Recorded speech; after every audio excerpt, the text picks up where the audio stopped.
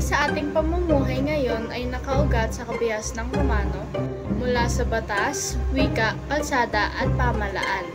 Ang kanilang ambag ay buhay hanggang... Una, ang Romano ang makatarungang batas na ginagamit natin hanggang ngayon. 12 tables. Batas para sa lahat, ito ang ginamit upang alamin ang mga krimen at tantiyahin.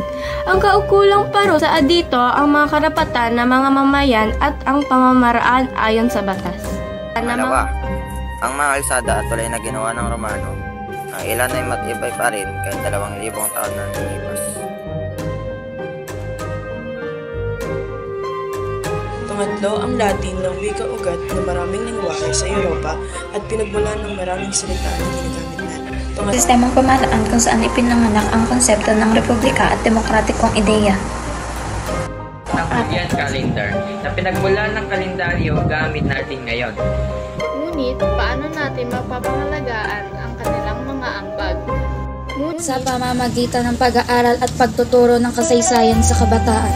Sa pamamagitan ng pagbisita at pangangalaga sa mga makasaysayang buhok at kusal. Paggamit ng teknolohiya para sa mga preserve ng mga tala at artifacts. At higit sa lahat sa pagpapahalaga sa katarungan, disiplina at kaayusan na binigay nila bilang pamana. Alagaan natin ang ating kasaysayan para sa kinabukasan.